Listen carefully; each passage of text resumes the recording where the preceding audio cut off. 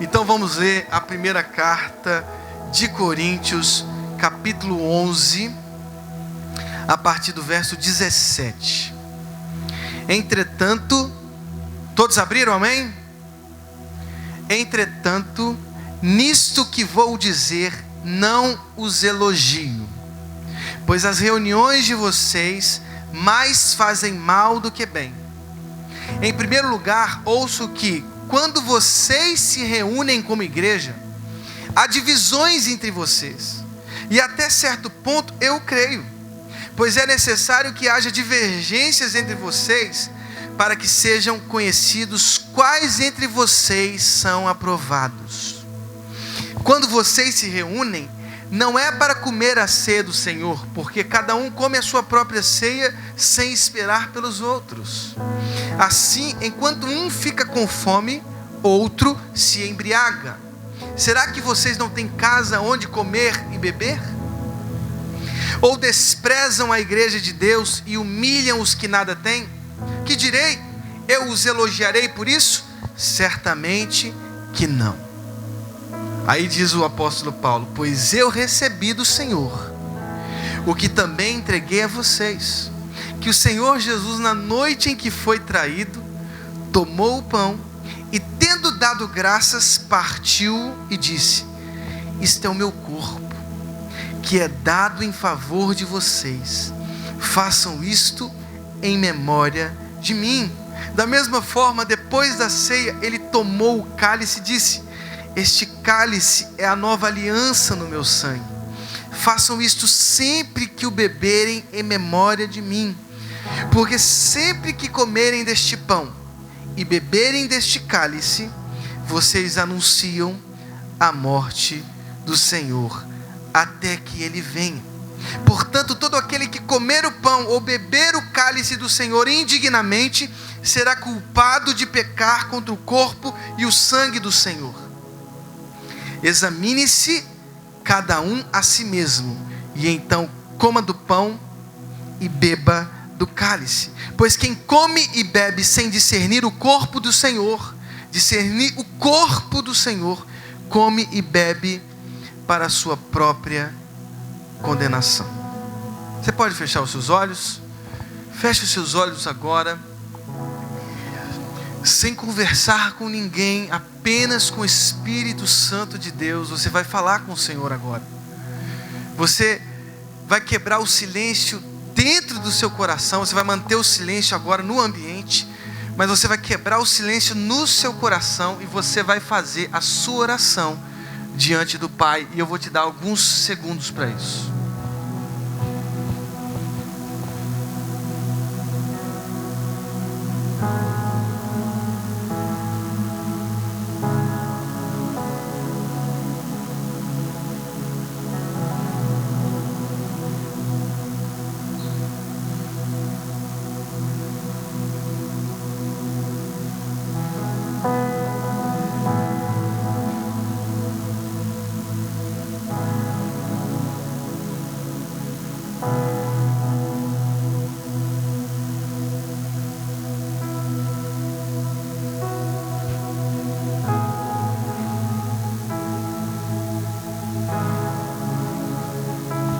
Senhor,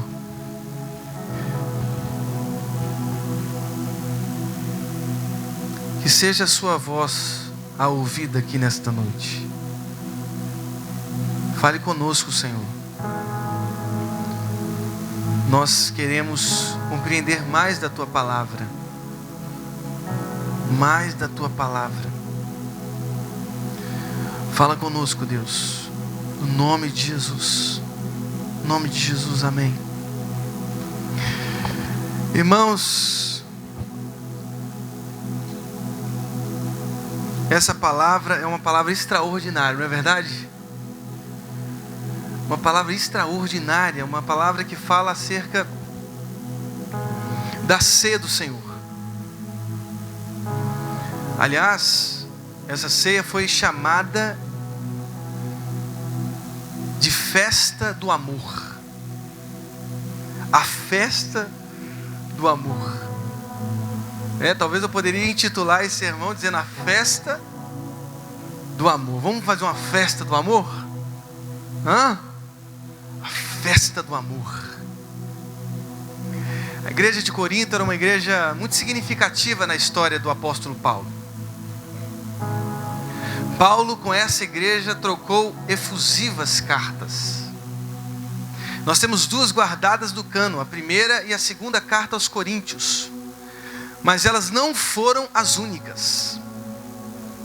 Alguns estudiosos chegaram a crer, inclusive, que Paulo tenha enviado para essa comunidade possivelmente umas 4 cartas. 2 perdidas e 2 aqui guardadas no nosso cânon cristão.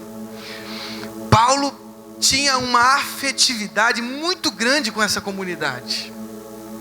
Muito grande. Passou por lá algumas vezes. Ele foi o próprio fundador da comunidade de Corinto. É até interessante como ele fundou essa comunidade. Ele saiu de Atenas um pouco frustrado. Você pode acompanhar isso em Atos 17. A experiência em Atenas foi uma experiência um pouco frustrante. Porque Paulo dialogou com alguns filósofos estoicos, epicureus. Foi inclusive no Areópago expor o seu pensamento, o Evangelho de Cristo. E diz o texto que poucas conversões aconteceram em Atenas. Capítulo 17, Paulo sai de Tessalonicenses, vai para Bereia, de Bereia a Atenas. Atenas ele tem essa experiência frustrante, e de Atenas ele vai para a comunidade de Corinto, para a cidade de Corinto. Era uma estratégia peculiar do apóstolo Paulo alcançar os grandes centros e a partir dos grandes centros os vilarejos. E é interessante porque Paulo em Corinto se encontra com um casal que por causa do edito de Cláudio tinha sido expulso de Roma, Priscila e Áquila. Alguns judeus foram expulsos de Roma, entre eles Priscila e Áquila. E Paulo começou porque Paulo, Priscila e Áquila tinham a mesma profissão, eram artífices. E através dessa boa relação, Paulo fundou a comunidade de Corinto. Veja, o fundamento da comunidade é o fundamento da fraternidade, do amor, da comunidade, da comunhão. Paulo fundou uma igreja, a igreja de Corinto, uma igreja de relacionamentos. Só que a coisa nem sempre é do jeito que a gente espera. Interessante isso. O fundamento da igreja de Corinto são as relações fraternas, olho a olho, entre os artífices, entre os construtores de tenda. E a coisa parece que foi se deteriorando. A igreja que o apóstolo Paulo fundara foi absorvendo um pouco do próprio espírito da cidade de Corinto. A cidade de Corinto era uma grande cidade, uma importante cidade, a mais importante cidade da Acaia. Lá na cidade de Corinto você tinha os Jogos Istmicos, que são as nossas Olimpíadas hoje. Olha aí, as Olimpíadas eram realizadas na cidade de Corinto. Tinha 2 portos importantes, era uma cidade comercial, muitas línguas eram faladas ali, muitos idiomas, era uma cidade comercialmente importante, grandes bancos, era uma cidade de grandes culturas, uma cidade cosmopolita, muitas culturas. Era uma cidade religiosa, por exemplo, a deusa Afrodite era adorada ali, inclusive existiam prostitutas cultuais, que entregavam os seus corpos em orgias, em adoração à deusa Afrodite. Pensa só, esse é o quadro, diria, social, econômico, religioso com o qual o apóstolo Paulo se deparou. E parece que alguns princípios mundanos começaram a se interiorizar na comunidade de Corinto. Perceba, eu iniciei dizendo que essa comunidade nasceu de relações fraternas, de abraços sinceros, de sorrisos amorosos. E essa comunidade foi se deteriorando, irmãos. Era comum nas praças públicas da cidade de Corinto as disputas retóricas entre os filósofos. Eles se encontravam nas disputas mesmo. Eles se encontravam e começavam a se degladiar através da boa retórica. E aí formavam-se torcidas em torno dos filósofos prediletos. Você acredita que a comunidade cristã que o apóstolo Paulo fundou nessa cidade começou a absorver um pouco essas rixas, essas disputas retóricas? No início da carta, se você acompanhar a leitura da carta, você vai perceber que a igreja se dividiu em facções. Alguns se diziam de Apolo, outros de Paulo, outros de Cefas, que é o apóstolo Pedro, outros de Jesus. Eu sou de Pedro, não, eu sou de Apolo, ele é um grande retórico, um grande estudioso, não, eu sou de Paulo, ele fundou essa comunidade, não, eu sou de Cefas, ele é o representante da igreja de Jerusalém, eu sou de Jesus. Aí não tinha como disputar mais, né? Facções.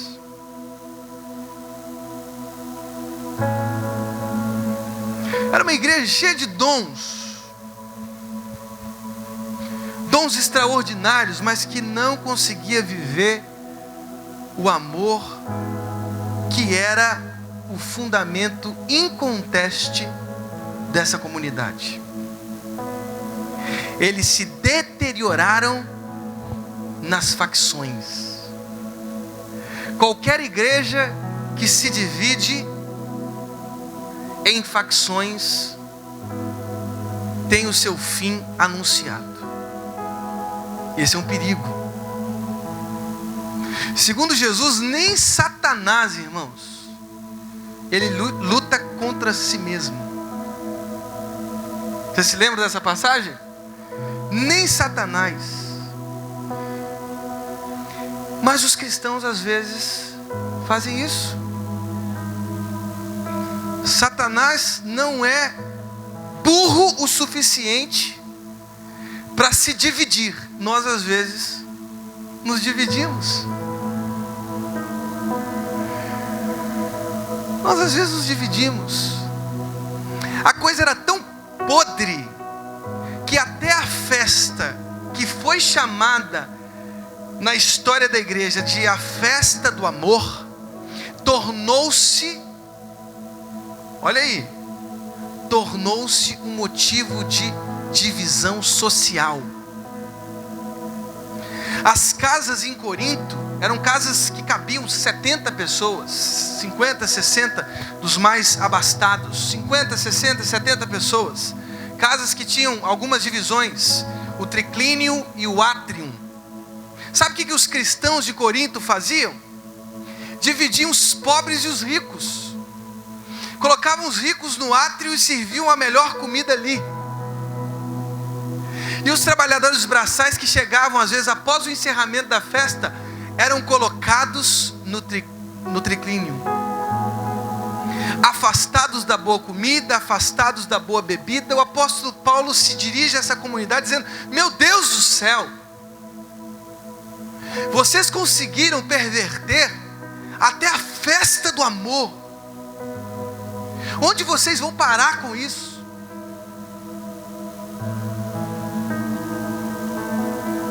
Onde vocês vão parar com isso? Entretanto, nisto que vou dizer, não os elogio, pois as reuniões de vocês mais fazem mal do que bem. Parece até o diagnóstico de Isaías, do seu 1º e 2º capítulo.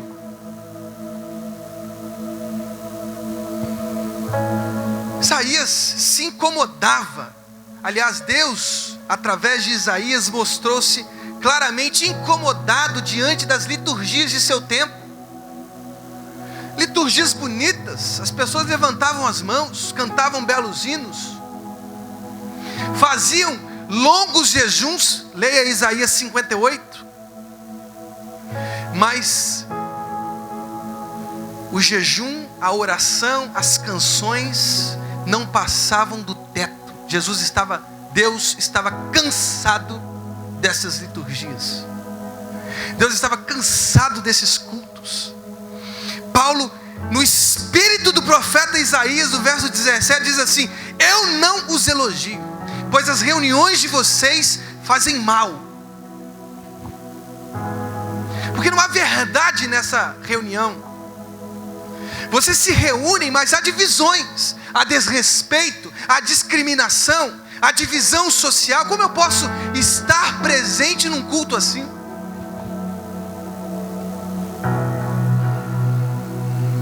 Como é que eu posso estar presente no culto onde as pessoas levantam as mãos, mas não conseguem usar as mesmas mãos em abraços sinceros?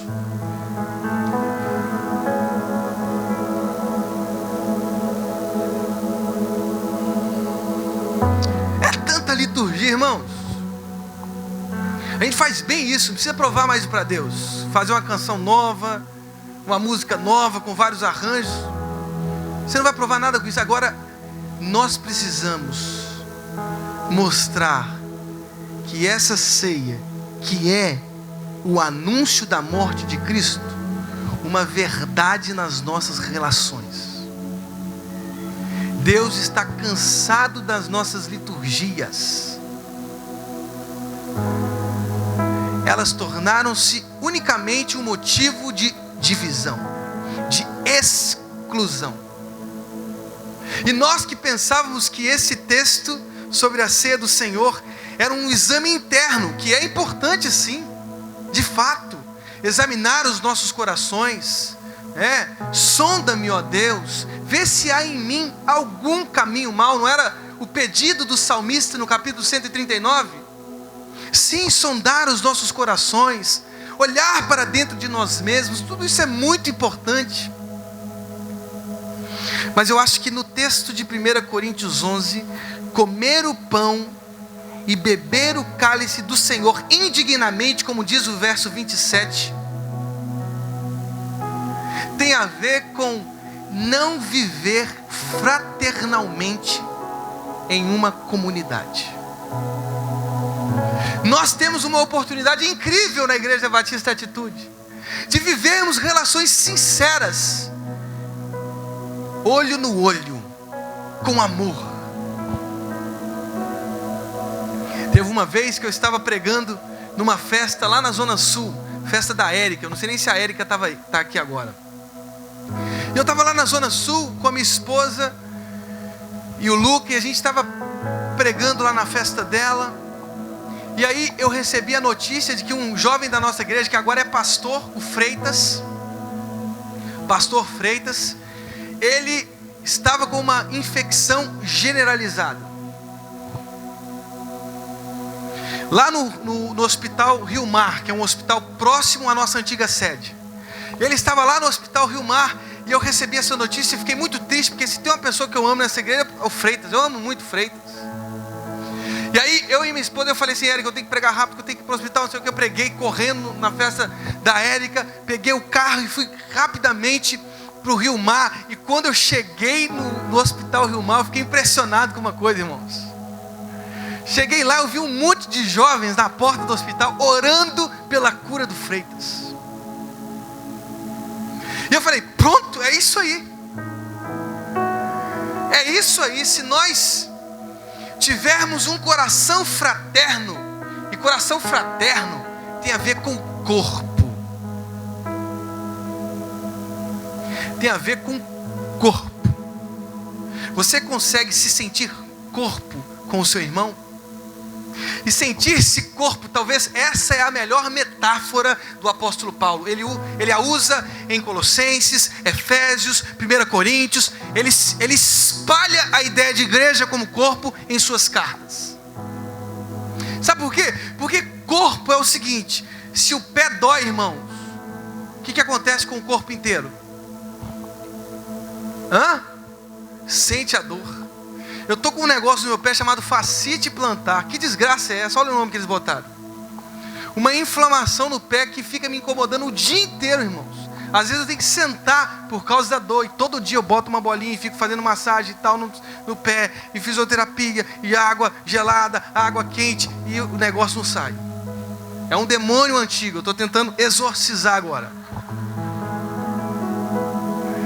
Mas a questão dessa fascite plantar é porque ela me faz sentir o corpo inteiro em dor.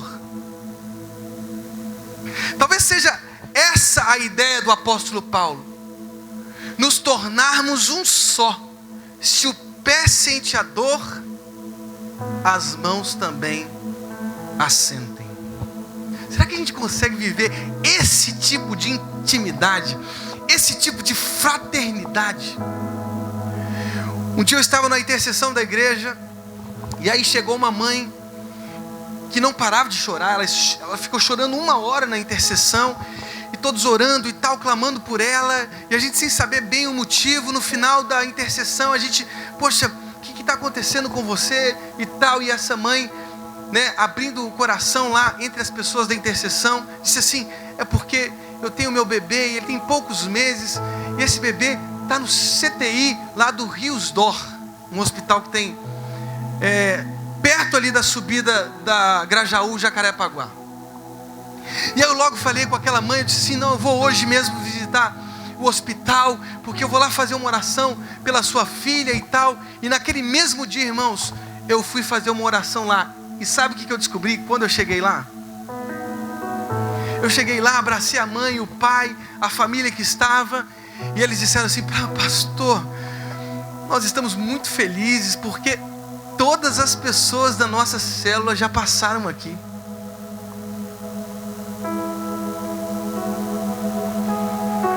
Irmãos, eu faço muito enterro e muito casamento, às vezes no mesmo dia. Enterro alguém, caso alguém. E eu fico assim, tão boquiaberto diante do amor das pessoas dessa igreja. Eu chego nos enterros, tem um monte de gente da igreja. Às vezes tem mais gente da igreja do que da família. Eu falei: meu Deus, está pegando.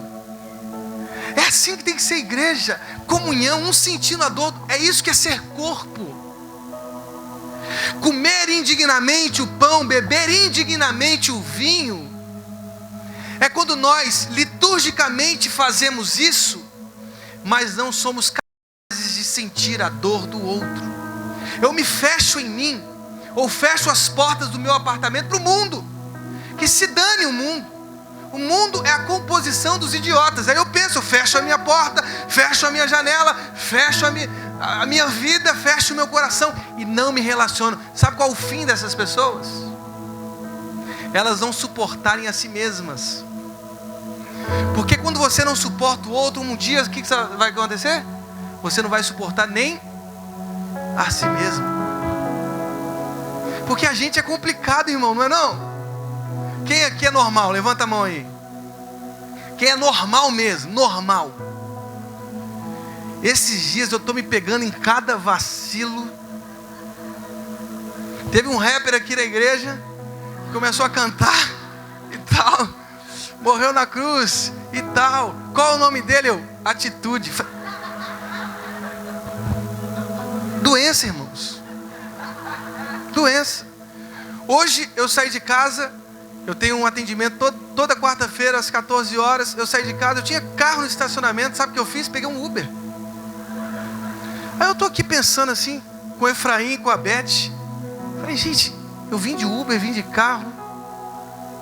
Eu deixei o carro no estacionamento e vim de Uber.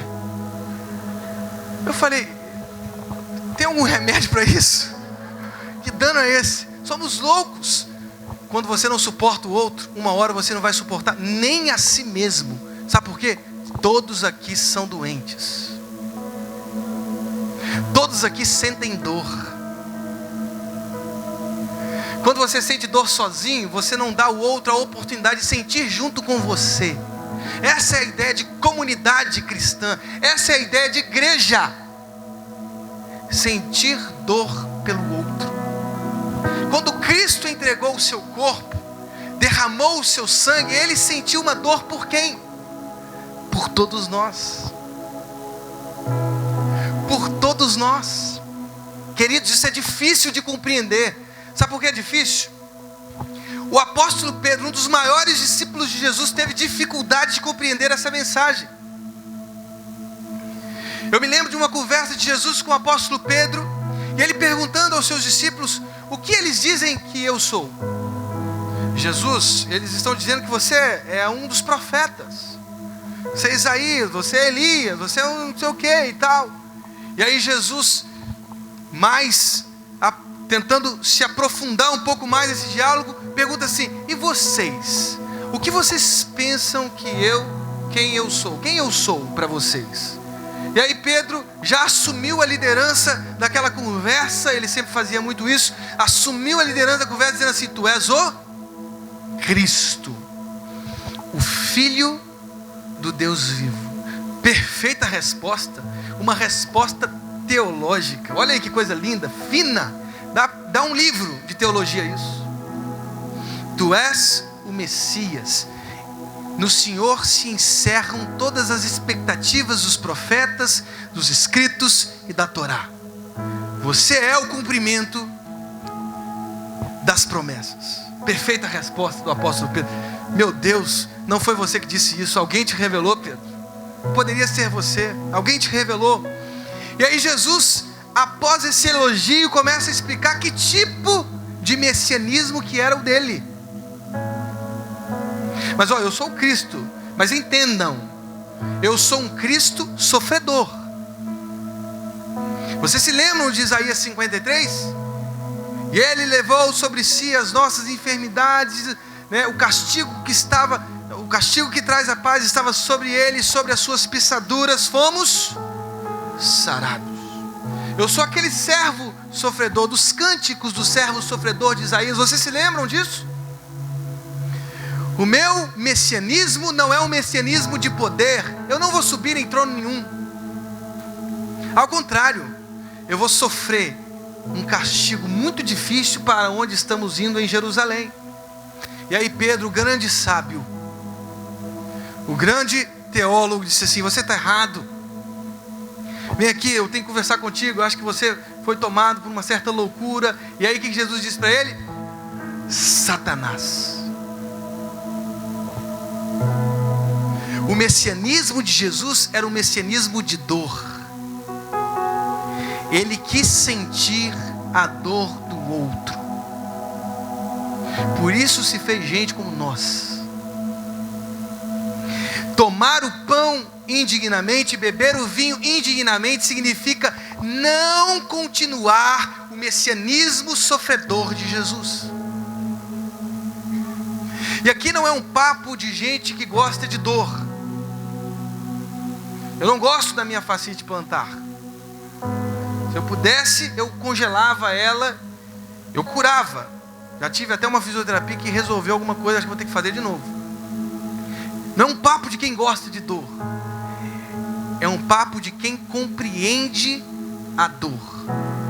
Jesus compreendeu a sua dor. A sua dor tinha um significado de caridade, um significado de amor. Portanto, quando nós partimos o nosso pão e o nosso vinho, interpretem esses dois elementos como a sua própria vida. Quando você parte o pão e bebe o vinho, o que você está dizendo é: eu continuo a obra de Jesus. E a obra de Jesus significa: se eu tiver que sentir a dor para abençoar o meu próximo, eu sentirei. Eu preciso sentir. Aliás, mesmo se você não apoiar ninguém na sua vida, mesmo se você se aprisionar em si mesmo, ou nos metros quadrados do seu apartamento, eu digo a você: você vai sofrer. Torne o seu sofrimento num lugar para a demonstração da caridade de Jesus. Porque você tem duas escolhas: ou sofrer ou sofrer.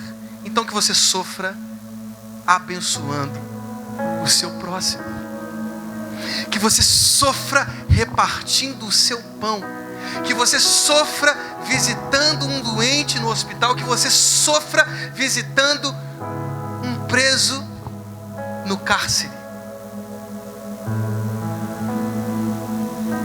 Até quando nós continuaremos a obra de Corinto, que eram tão cheios de dons, falavam inclusive em línguas mas nem pensava nos indoutos que frequentavam o culto. Os ignorantes que não conseguiam compreender a mensagem do Evangelho. Eles falavam várias línguas, mas não se preocupavam em falar a única língua que justifica o seu corpo entregue para a morte, os seus bens na totalidade doados ao pobre e até mesmo o seu corpo entregue ao fogo, que é o amor. 1 Coríntios 13. O que diz lá em 1 Coríntios 13? Ainda que eu fale as línguas dos homens e dos anjos, se não tiver amor, serei como o sino que ressoa ou como o prato que retine.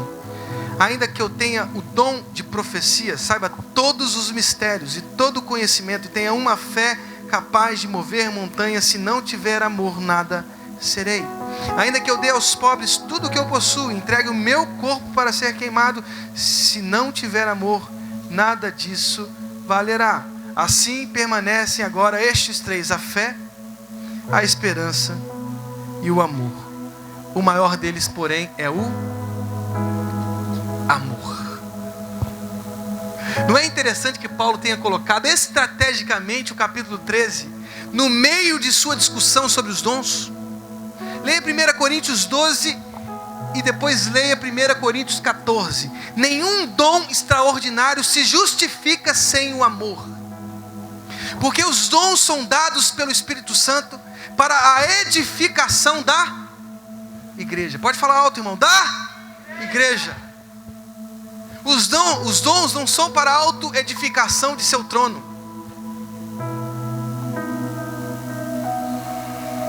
Os dons não são para a sua construção potencial de soberba, de seu orgulho. Não, os dons são para edificar o outro. Se eu profetizo porque amo. Se eu falo em línguas, eu falo porque eu amo. Se eu tenho discernimento de espíritos, eu faço porque eu amo. Se eu dou todo o meu dinheiro aos pobres, eu faço porque eu amo. Porque qualquer dessas coisas, sem o fundamento do amor, são como o símbolo que tine. Ou seja, sons sem significado, sons desprezíveis, como o sal insípido que Jesus criticou, só servem para ser pisados. O seu dom sem amor só serve para pisar. Mas o seu dom fundamentado no amor, aí, irmãos, aí é uma igreja fraterna, aí é uma igreja que divide o pão, aí é uma igreja que toma Coca-Cola junto, que toma café junto, é uma igreja que se ama, que convida um para a casa do outro, e um faz churrasco para o outro, e um faz broa para o outro, e um visita o outro, e um ora pelo outro, e um intercede pelo outro, e um sonha com o outro, e ele diz, esse sonho é um sonho de Deus para a sua vida, porque ele se preocupa com o outro. E aí ele vai à célula porque ele se preocupa e ele ama o outro. E ele vem no culto da igreja, o culto público da igreja, o culto de domingo, de quarta ou de sábado, porque ele ama o outro, ele ama estar junto com o outro, porque a vida dele só tem sentido se esse outro está com ele. Isso é comunidade. Portanto, a Igreja Batista Atitude não está dividida em redes, ela está organizada em redes. Mas redes são dissolvidas pelo amor. Do que serve as redes se não temos amor? Se a gente ama, tudo isso tem uma importância e um significado muito grande. Toda essa organização, os líderes, os treinamentos, tudo isso tem um significado incrível. O que você precisa é orar para que Deus coloque o amor de Cristo em você. E que a gente continue essa festa do amor. A festa de dividir o pão, de dividir o vinho igualmente. De sentir a dor do outro. Porque só sentindo a dor do outro, consigo que o outro sinta também a minha dor. E sentindo juntos as nossas dores, sentimos a dor do Cristo. Carregamos a cruz, cumprimos o Evangelho. Comemos com dignidade o pão e bebemos com dignidade o vinho. Ame o seu próximo, porque se você não consegue amar a quem vê, as cartas de João perguntam: como você vai amar quem você não vê? Se coloque de pé, vamos falar com Deus. Senhor, nós estamos aqui numa noite tão especial. E a gente pensou um pouco sobre a igreja de Corinto. Deus, nós não queremos cair no mesmo erro dessa igreja. Nós queremos, ó Deus, que as nossas relações sejam sinceras. Que os nossos jovens se amem, Senhor. Que a juventude dessa igreja se ame. Que o Biuan se torne um mesmo de fato, em nome de Jesus. Deus, nós já estamos sonhando aqui, Deus, com um culto de sábado cheio de jovens que se amam, de jovens que se abraçam, de jovens que se enxergam um com o outro.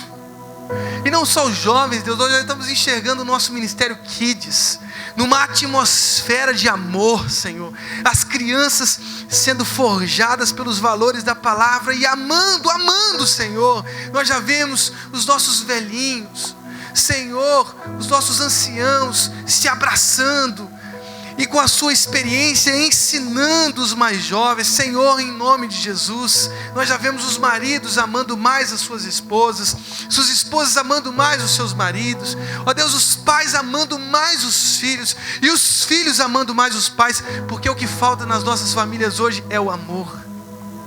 É o amor, Senhor. É o amor, Deus. No jornal nós vimos, ó Deus, a declaração de um secretário de juventude dizendo: podia ter uma chacina dessa nas prisões toda semana. Senhor, tem misericórdia do coração desse jovem.